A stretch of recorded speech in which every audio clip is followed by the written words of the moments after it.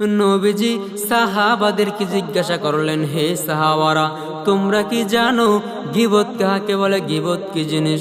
সাহাবারা ডাক দিয়া বলে, নবী আমার, গীবত কাকে বলে এটা একমাত্র আল্লাহ এবং তার রাসূল ভালো জানেন। এবার নবী ডাক দিয়া বলে, আয় সাহাবী, যিকরুকা আখাকা বিমা ইয়াকরাহু, গীবত হলো তুমি তোমার ভাইয়ের বিরুদ্ধে এমন একটা কথা বললা, যে কথা শুনিয়া, যেই কাজটা দেখিয়া তোমার ভাই কষ্ট পাইল, এটাকে গীবত বলে। সাহাবারা ডাক দিয়া বলে, নবী আমার, আমি যদি আমার ভাইয়ের বিরুদ্ধে সত্য কথা বলি তাহলে কি গীবত হবে নাকি? এবার নবী ডাক দিয়া বলে, আয় সাহাবী, আল গীবাতু আন তাযকারুল মারআ বিমা ফি, গীবত হলো তুমি তোমার ভাইয়ের বিরুদ্ধে এমন একটা কথা বললা, যেই কথাটা, যেই কাজটা তোমার ভাইয়ের বাস্তবিক জীবনে আছে, এটার নাম গীবত। যেই কথাটা, যেই কাজটা তোমার ভাইয়ের বাস্তবিক জীবনে নাই, এটার নাম গীবত না, এটার নাম মিথ্যা অপবাদ। এবার নবী ডাক দিয়া বলে, আয় সাহাবী শুনো, তোমার ভাই শব্দ দিয়া কি বুঝাইলাম তোমরা কি জানো? সাহাবারা ডাক দিয়া বলে, না নবী জানি না। এবার নবী ডাক দিয়া বলে, আয় সাহাবী, তোমার ভাই শব্দ দিয়া বুঝাইলাম, তুমি যার বিরুদ্ধে গীবত করতেছো সে তোমার আপন ঘরের ভাই না হতে পারে, কিন্তু তাকায়া দেখো তোমার এবং তার আদি পিতা কই ব্যক্তি? হযরত আদম আলাইহিস সালাম। তোমার এবং তার আদি মা কই নারী? হযরত হাওয়া আলাইহিস সালাম। তুমি এবং সে মুসলমান। আল মুসলিম আখুল মুসলিম, মুসলমান মুসলমানের ভাই। এবার চলে আসেন গীবত তিন প্রকার। এক নম্বরে মুসলমানের গীবত করা, দুই নম্বরে অমুসলিম নাগরিকের গীবত করা, তিন নম্বরে যুদ্ধরত শত্রুর গীবত করা। মুসলমানের গীবত করা হারাম। আল্লাহ পাক রব্বুল আলামিন মুসলমানের গীবত করা তো নিকৃষ্ট, তো নিকৃষ্ট এটা বুঝাইতে গিয়ে বললেন, তোমরা কি তোমার আপন মৃত ভাইয়ের গোশত খাইতে পছন্দ করো? যদি তোমরা না করো তাহলে গীবত করিও না।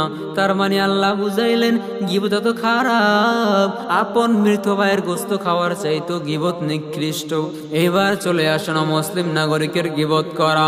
অমুসলিমের নাগরিকের গীবত করাও হারাম, কারণ মুসলমানের রাষ্ট্রে বসবাসকারী অমুসলিম নাগরিকের জান, মাল, ইজ্জত, অবরুল ক্ষেত্রে মুসলমানের মর্যাদা সম্পন্ন, সেজন্য তাদের গীবত করাও হারাম। জান্নাতি হুর এত সুন্দর, এত সুন্দর, যেই জান্নাতি হুরের সামনে যদি তুমি সূর্য নিয়ে যাও, আর ওই সূর্যটা যদি তুমি জান্নাতি হুরের হাতের কাছে রেখে দাও, ওই জান্নাতি হুরের হাতের এত আলো, এত আলো, ওই সূর্যের আলো ওই। নবীজি সাহাবাদেরকে জিজ্ঞাসা করলেন, হে সাহাবারা, তোমরা কি জানো গীবত কাকে বলে? গীবত কি জিনিস? সাহাবারা ডাক দিয়া বলে, নবী আমার, গীবত কাকে বলে এটা একমাত্র আল্লাহ এবং তার রাসূল ভালো জানেন।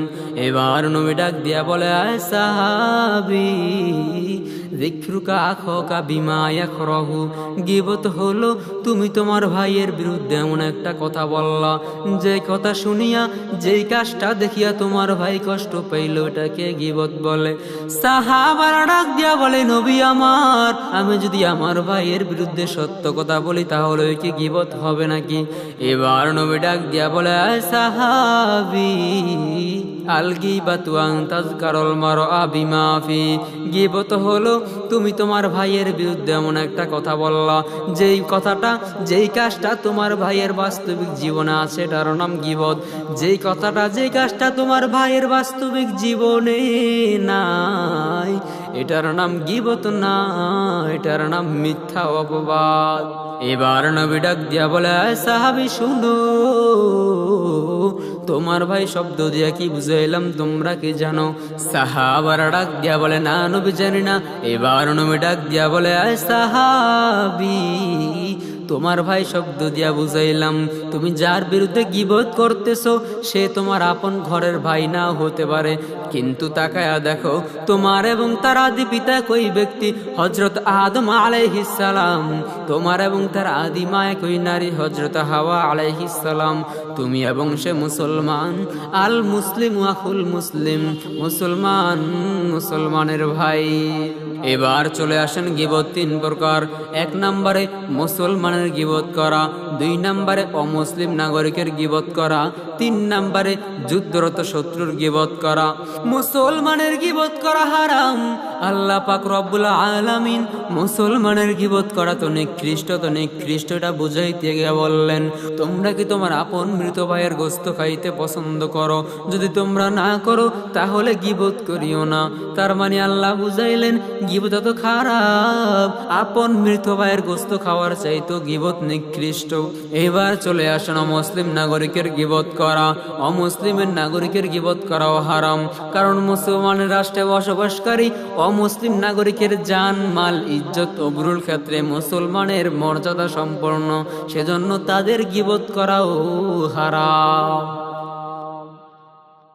জান্নাতি হুর তো সুন্দর, যেই জান্নাতি হুরের সামনে যদি তুমি সূর্য নিয়ে যাও, আর ওই সূর্যটা যদি তুমি জান্নাতি হুরের হাতের কাছে রেখে দাও, ওই জান্নাতি হুরের হাতের এত আলো, ওই সূর্যের আলো ওই হাতের আলোর কাছে হার মানতে বাধ্য হবে।